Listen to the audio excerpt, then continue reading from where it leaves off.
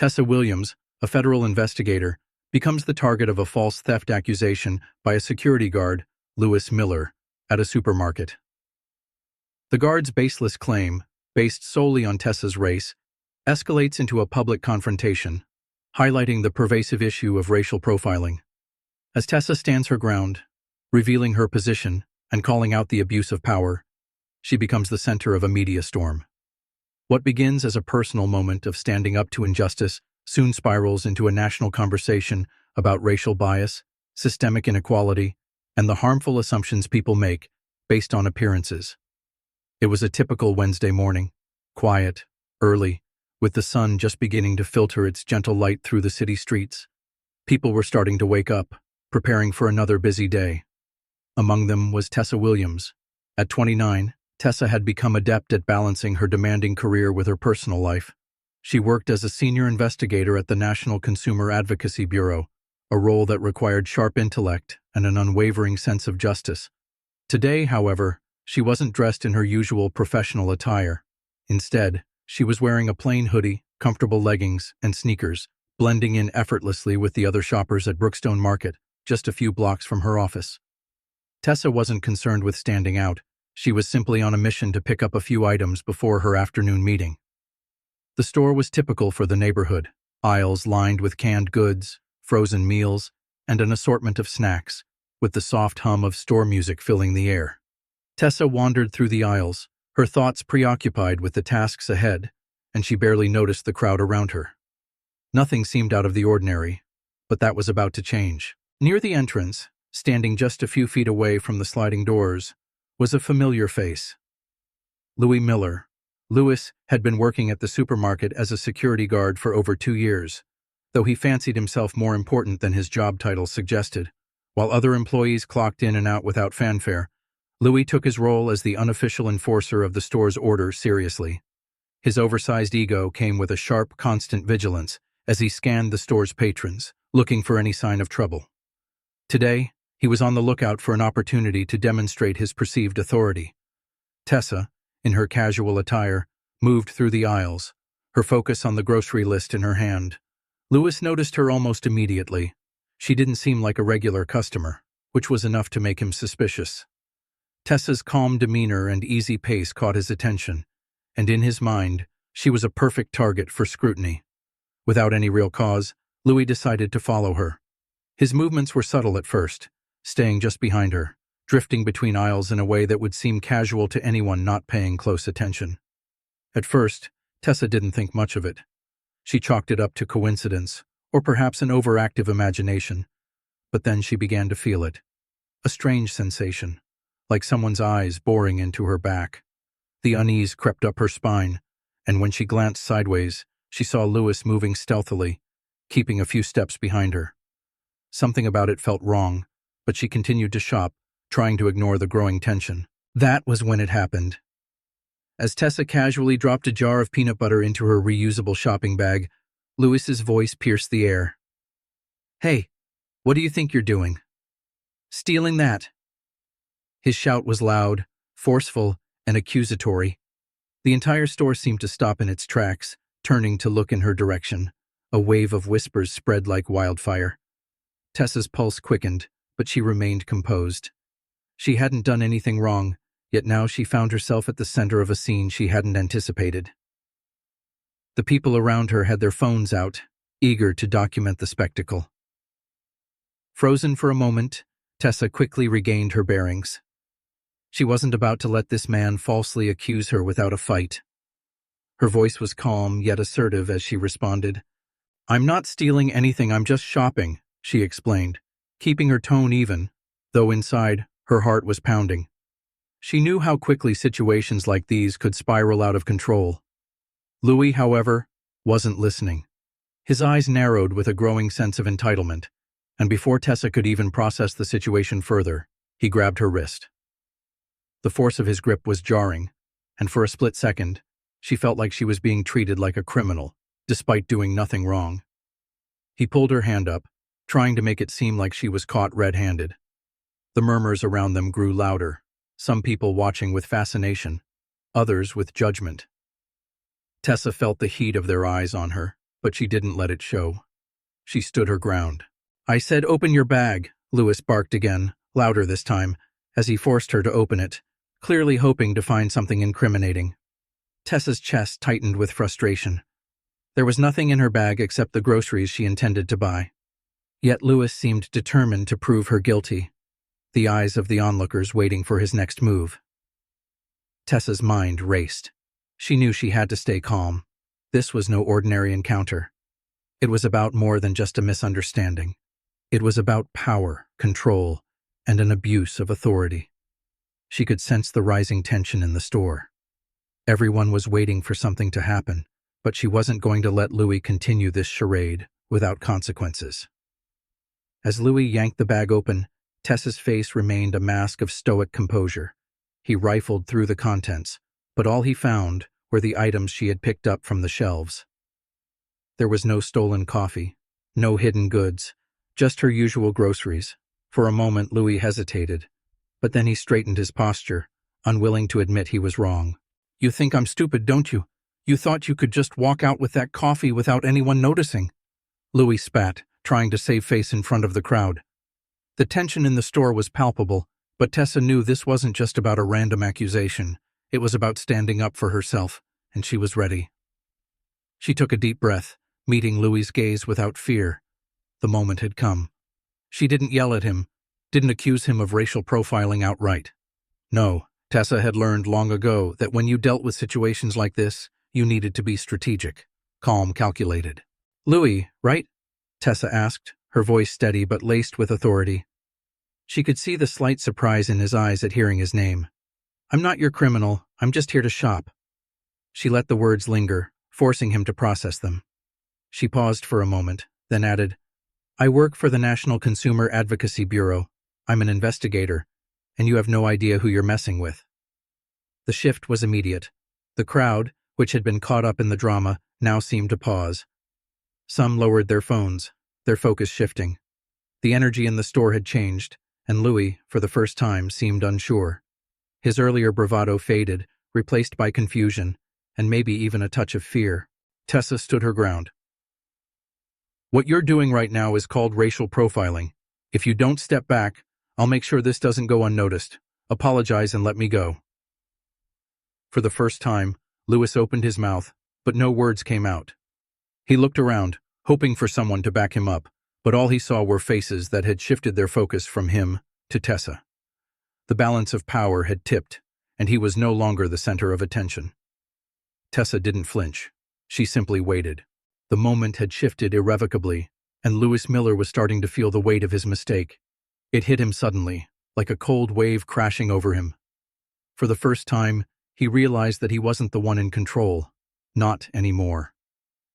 The balance of power had swung decisively in Tessa Williams's favor, and she wasn't backing down. The tension that had filled the air only moments ago had melted away into a quiet but palpable intensity. Tessa stood in front of Lewis, her posture unyielding, her gaze steady. She exuded calm authority, a stark contrast to Lewis's increasingly flustered state. He had been playing the role of the enforcer, the hero in his mind, but now, with the crowd watching and his authority crumbling, he found himself without a plan. His chest, once puffed out with false bravado, now seemed to deflate as he looked for an escape. His hand hovered over Tessa's bag, frozen.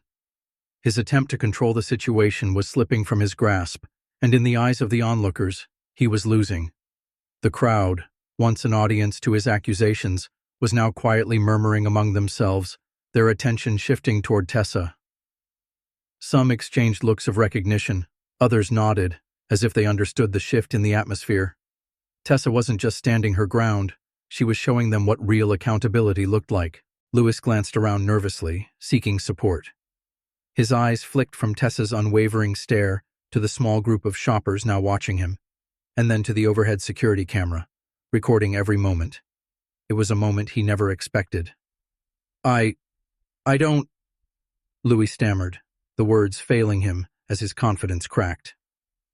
He had no idea how to regain control. His usual tactics had backfired, and now he was left with nothing but the realization that this wasn't a simple misunderstanding. It was a power struggle, and Tessa had won. Tessa noticed his hesitation. She knew the moment was hers. With a measured step, she took a deliberate step back, her posture still composed but resolute. She was keenly aware of the camera capturing every word, every movement. This wasn't just about her, it was about teaching a lesson. She had to ensure Lewis understood the full weight of his actions. "Look," Tessa's voice rang out, no longer just firm but commanding. "This could have been a simple misunderstanding, but you decided to escalate it. You made assumptions about me based on how I look, based on stereotypes, and now you've created a scene. A scene where I'm being humiliated for no reason. But it's not just my problem, Lewis. It's yours too." Tessa paused, letting the words sink in. The crowd had gone eerily quiet. Hanging on every syllable, Lewis opened his mouth to respond, but no sound came out. He was no longer the figure of authority, and the weight of his actions pressed heavily on him. He was realizing, slowly but surely, that this wasn't just about him and Tessa. It was about something much larger. "Do you know what it feels like to be judged by your appearance?" Tessa continued, her voice sharp and purposeful. "To have someone look at you and assume the worst because of the color of your skin. I deal with that every day in my work. It's part of why I do what I do. But what you did today, it's something worse. It's a judgment I can't just brush off." Lewis's face flushed with color, but it wasn't the flush of self-righteousness he had felt moments before. It was the deep, uncomfortable red of humiliation. He was beginning to understand just how much he had miscalculated, how far he had overstepped his bounds. Tessa wasn't done. She wasn't going to let him off the hook so easily. Her voice rose slightly, but there was no anger in it, just a quiet, unshakable confidence. "Do you even know who I am?" Tessa asked, her tone sharp now. "I work for the National Consumer Advocacy Bureau. I investigate cases like this, abuses of power, people who think they can treat others like less than human. You don't get to decide who's a criminal based on a gut feeling.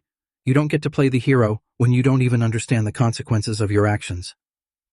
Lewis's eyes darted between Tessa and the onlookers, his mind racing as the weight of her words began to sink in. His once confident posture faltered, and he could feel the eyes of the crowd shifting. Tessa was not just a bystander in this situation. She was someone who had the authority to expose him for what he was. Tessa took another step back, folding her arms across her chest. It was a gesture that spoke both of authority and patience. She wasn't going to let Louis dictate the pace of this conversation anymore.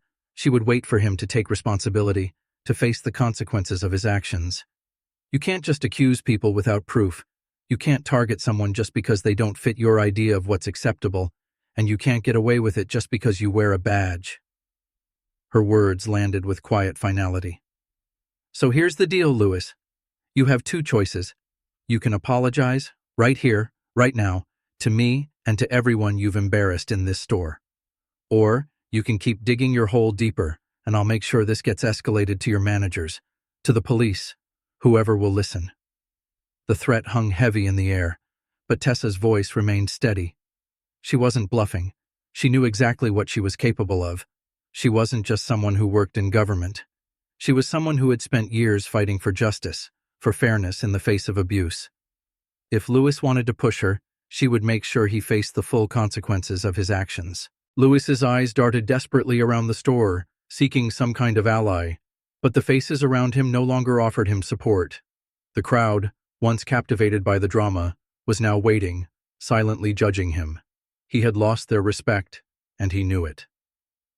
Finally, after a long and uncomfortable silence, Louis dropped his gaze. His shoulders slumped, as if the weight of the situation had become too much to bear. "I'm sorry," he muttered, the words barely audible, but Tessa heard them. The apology was small, reluctant, but it was there. Tessa said nothing at first. She didn't need to respond. The apology was just the beginning.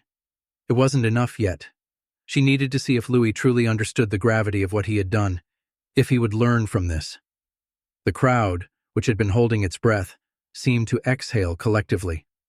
The phones that had been recording lowered, and some of the onlookers even nodded, acknowledging that they had witnessed something important. Tessa remained calm, but inside, she knew that this was just one small victory in a much larger battle. As she turned to leave the store, her head held high, she glanced over her shoulder. Her eyes met Lewis's, and she spoke softly, but with a finality that echoed in the air. "I hope you learned something today," she said quietly. And with that, she walked out of the store, her sense of triumph small but profound, her head held high as she stepped back into the bright sunlight outside. The moment lingered in her mind as she walked to her car. The early morning sun bathed her in its warm light, but she couldn't shake the weight of what had just happened. This wasn't just about one confrontation, about one security guard and his mistaken accusations. It was about something much deeper, something that stretched far beyond the walls of the supermarket. As she slid into the driver's seat and began to type a quick email, a notification flashed across her phone. She opened it to find an alert from a local news outlet. The headline sent a jolt through her. "Shocking confrontation at local supermarket. Security guard accused of racism after false theft accusation." Her pulse quickened as she clicked the link. The article, based on multiple bystanders who had witnessed the incident and captured it on their phones, detailed the events from their perspective. The piece suggested that the incident wasn't an isolated event, but part of a larger, systemic problem that needed to be addressed. The mention of Tessa's job at the National Consumer Advocacy Bureau was enough to make her realize the magnitude of what had happened. The article didn't name her, but it didn't take much for people to figure out who the woman standing up to the security guard was. Social media posts began flooding in, some supportive, others critical. Hashtags like "Justice for Tessa" and "Power Abuse" began trending. Tessa leaned back in her seat, the weight of it all sinking in. She hadn't anticipated this much attention. What had started as a single confrontation was quickly becoming a conversation about something much bigger. Tessa Williams wasn't sure whether to feel accomplished or overwhelmed as she sat in her office, processing the whirlwind of the past few days. Her phone buzzed again. This time, it was a message from her supervisor at the National Consumer Advocacy Bureau, Michelle Davis. "Tessa, we've seen the news. We need to talk. Get in touch as soon as possible." Tessa exhaled slowly, the weight of the message sinking in. She had made a stand in the supermarket, yes, but now the real work was beginning. This wasn't just about one security guard making a baseless accusation. This was about power, systemic biases, and the pervasive issues that allowed such incidents to happen unchecked. Tessa knew she had become part of something much larger, and the fallout would be anything but simple. Later that day, she arrived at the Bureau's headquarters, just past noon. The hours leading up to her meeting had been a blur, filled with calls, emails, and a constant stream of media requests. She hadn't anticipated the firestorm that would follow, but now it was impossible to ignore. The incident had gained traction fast, and Tessa found herself thrust into the spotlight, the face of a much larger conversation. Michelle was waiting for her in a small conference room, her expression unreadable as she motioned for Tessa to sit. Without wasting time, she got straight to the heart of the matter. "I know you've seen the coverage," Michelle began, her voice calm but serious. "I need to know what happened from your perspective." Tessa took a deep breath, steadying herself before responding. She didn't want to sound defensive, but this was important. "Louis Miller, the security guard, accused me of stealing coffee at the supermarket. The accusation was completely unfounded, but he wasn't willing to back down. I tried to tell him I worked for the Bureau, but he wouldn't listen." Michelle nodded, her fingers tapping lightly on the table as she absorbed the details. "And then you stood your ground, revealed your position, and now the whole world knows about it. You've made quite an impression, Tessa." Tessa shifted uncomfortably, not wanting to focus on the media frenzy. "I didn't ask for attention, Michelle. I just wanted to make it clear that what Louis did wasn't acceptable. It wasn't just about me. It's about racial profiling. I never wanted this storm, but I won't apologize for standing up for myself." Michelle softened slightly, her gaze shifting with a mix of understanding and resolve. "You don't need to apologize, Tessa. In fact, I think you did exactly what needed to be done. But you have to understand, this isn't going to blow over easily. You've exposed something that a lot of people would prefer to ignore. Now, we need to figure out how to handle the fallout." Tessa nodded, already aware of the larger implications. "What do we do next?" "We handle it carefully," Michelle replied, her tone firm. "The Bureau will support you, but we need to make sure everything is documented. that you followed proper procedures, and that we're prepared for any pushback. You've made a public stand, and that will have consequences, good and bad. But the truth is, you've opened a conversation that needed to happen. Now we need to be the ones to guide it. Tessa leaned back in her chair, the weight of her role settling heavily on her shoulders. She had started the day just trying to grab some groceries, but now it was clear. Everything had changed. This wasn't just about one security guard and one false accusation. This was about accountability, justice, and creating a world where people were judged by their character, not their appearance. And Tessa wasn't about to back down. Not now.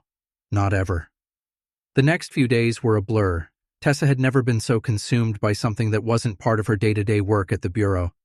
Every time she checked her phone or email, new messages and opinions were flooding in. The article in the local news had gone viral, and with it came an explosion of reactions, some supportive, others critical, and many unsure of what to think. But one thing was clear: the situation was no longer just about Tessa. It had sparked a much larger conversation about race, power, and the everyday struggles of being unjustly accused or mistreated. Tessa sat at her desk, staring out the window of her office. The early afternoon sun streamed through the blinds, casting lines of light across the room. She hadn't had time to process everything that had happened. Between the phone calls, media requests, and pressure from her supervisors, it felt like the world was trying to figure out how to categorize her hero-victim-rebel, or just another person caught in a moment of outrage. Tessa wished she could retreat from it all. She had only wanted to go to the store and pick up a few things, but now, she was at the center of something far bigger than she had anticipated. Although she didn't regret standing up to Louis, a nagging feeling remained. Had she done the right thing? It wasn't about whether the confrontation was justified. Louis's behavior had been unacceptable, and someone needed to call him out. The issue, however, was how quickly everything had spiraled out of control. The incident at the supermarket had turned into a flashpoint.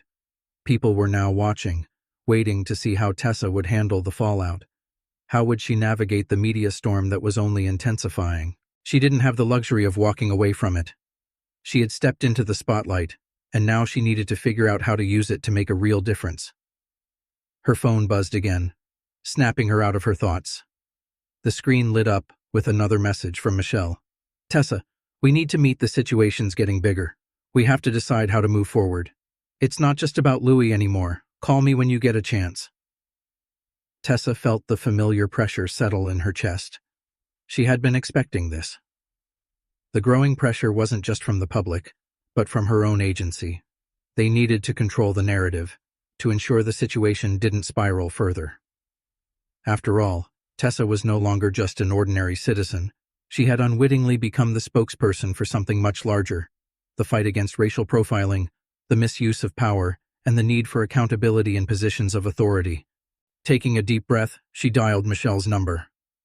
After 2 rings, her boss picked up. "Tessa," Michelle said, her voice measured and calm. "Are you free to meet in person?" "I'm at the office," Tessa replied. "What's going on?" "Let's talk in person," Michelle suggested. "I'll send someone to escort you. We need to get a plan together." Tessa agreed, knowing there was no way around the next step. The conversation was inevitable. Half an hour later, Tessa entered the bureau's conference room. Michelle was waiting for her, along with 2 senior officials: Rick Thomas, the head of communications, and Susan Park, an expert in public relations. Rick was known for his no-nonsense approach, but today, his face was tight with concern, his jaw was clenched, and even he seemed to understand the gravity of the situation. "Thanks for meeting on short notice," Michelle said as Tessa sat down. "We need to talk strategy." Tessa took her seat, her mind already processing the situation. "I'm guessing the press is blowing this up bigger than we expected." "You could say that," Rick replied, his voice low but pointed. "It's not just local news anymore. National outlets are picking it up, and social media has gone into overdrive. People are rallying behind you, but there are critics too, calling it a political stunt or a media grab. There's a lot of noise." Tessa leaned back in her chair, frustrated. "I didn't ask for any of this." "I know," Michelle said, her tone sympathetic yet firm, "but it's happening, and now we need to focus on how to handle it. The question is, what do we want to come out of this?" Rick leaned forward, His fingers steepled together as he looked at Tessa. The way I see it, you have two paths. You can continue to let this play out, let the media coverage continue. It could turn into a full-blown movement. But there's a risk. Movements like this are hard to control, and they often get hijacked by people with their own agendas. Tessa's mind raced. The idea of letting the media control her narrative didn't sit well with her. She wasn't a symbol. She was a professional, a government investigator. She didn't want to be caught in a movement she couldn't control. Rick continued, "The other option is to make a statement, put this behind you, and move on. We can handle this quietly, issue a formal apology on behalf of the store, and avoid the media frenzy. You'll still be able to speak out about racial profiling, but it will be more controlled, more professional." Michelle cut in, her voice calm but filled with understanding. "Tessa, whatever you choose, we want to make sure you're prepared. This is a significant moment in your career, but it's also about the message we send. We've seen firsthand how public figures can be manipulated by the media.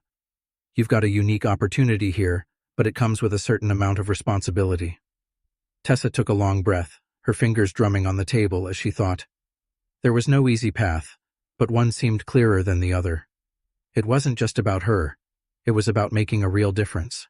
"I don't want to be a symbol," Tessa said, her voice steady. "I want to be part of the solution. This isn't just about me. It's about showing people that we have systems in place to fight this, that we don't have to accept this kind of treatment. I'll keep speaking out, but I need to be strategic.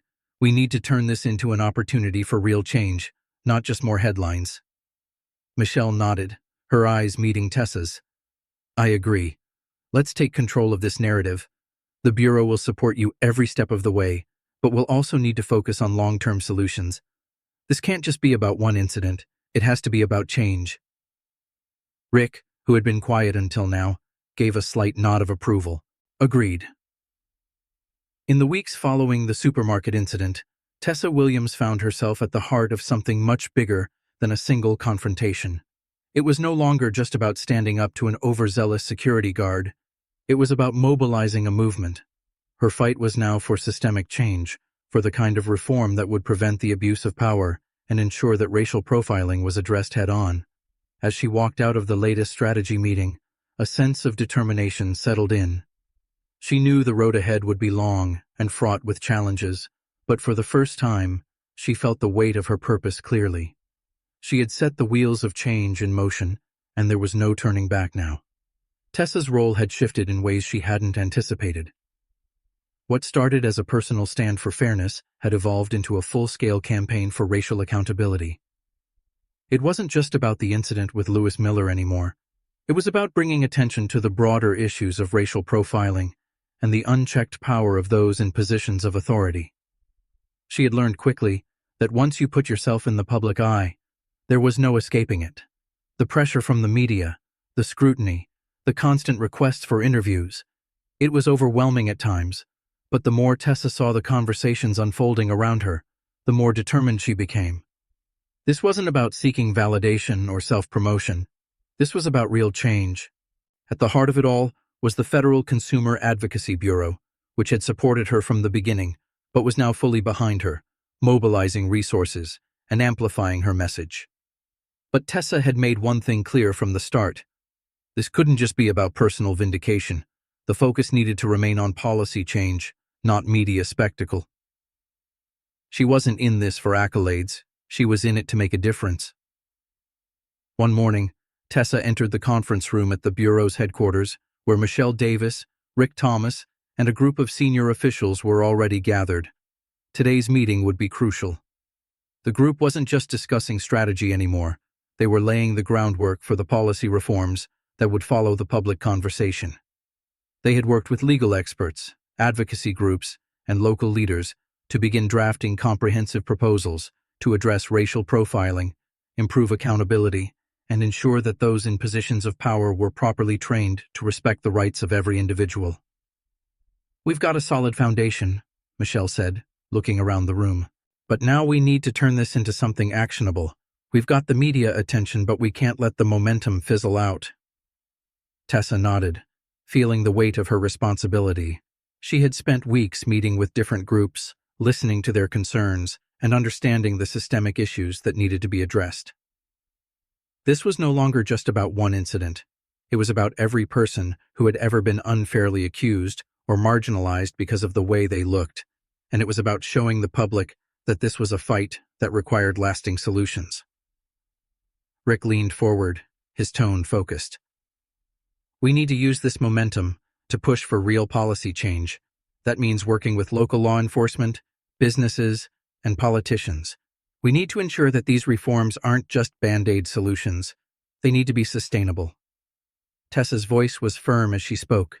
And we need to make sure the focus stays on the people, on the real people affected by this issue. This can't just be a top-down effort. We need grassroots support. Communities need to be at the center of this conversation, and they need to have a say in the reforms we're pushing for. The room fell silent for a moment. Tessa's words carried the weight of her experience, and everyone could feel the shift. This wasn't just about drafting policies in a vacuum. This was about creating a movement, a coalition of voices that would advocate for change from the ground up. Michelle leaned forward, her expression thoughtful. You're right. We can't do this alone.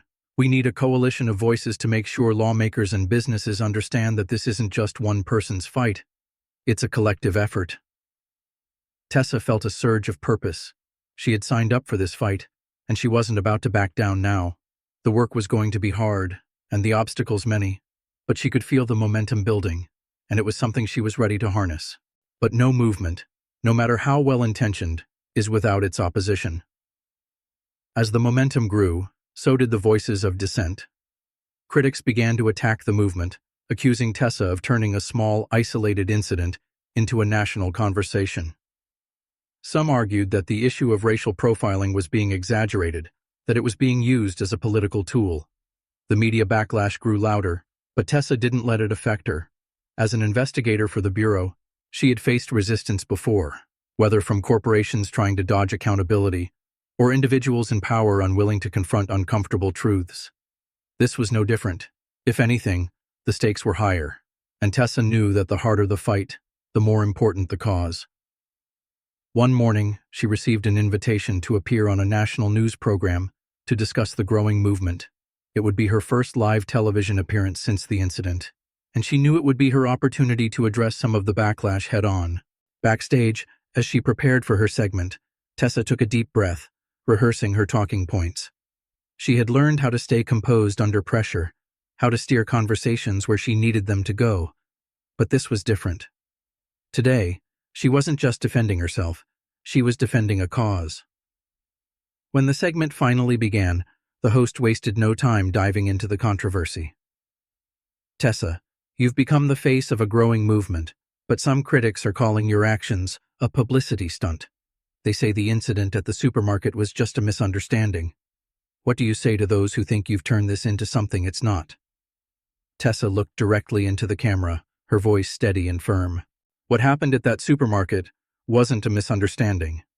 It was a deliberate attempt to humiliate me, based on an assumption. It was a classic example of racial profiling.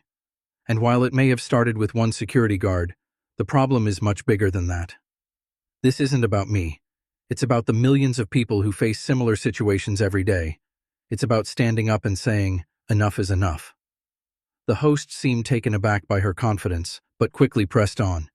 But don't you think that turning this personal encounter into a national conversation risks painting all security guards and businesses with the same brush? Some argue that this could lead to unnecessary division. Tessa shook her head. I don't believe in division. I believe in accountability. The goal isn't to demonize everyone. The goal is to ensure that everyone, no matter their race, gender, or background, has the same basic rights and dignity. What we're asking for is fairness, not division. As the conversation continued, Tessa's confidence grew. She wasn't just defending her own actions anymore. She was laying the groundwork for something bigger, a movement that could make a real, lasting impact. In the weeks that followed, the movement gained real traction. Community leaders, advocacy groups, and even businesses that had initially resisted began to take notice. The Coalition for Racial Accountability, as it was now called, had gained momentum. They met with local law enforcement agencies to discuss bias training, with businesses to improve surveillance practices and clarify policies on racial profiling, and with lawmakers to push for national reforms. It wasn't perfect. There were still challenges, still voices of opposition, but Tessa knew they were on the right path. The work ahead would be long and difficult, but the foundation had been laid, and the movement was no longer just a fleeting moment. It was a force that was gaining strength by the day. For Tessa, the fight had only just begun, but as she looked around at the growing coalition, at the voices coming together, she knew that change was coming, slowly but surely, and she would be right there, leading the charge.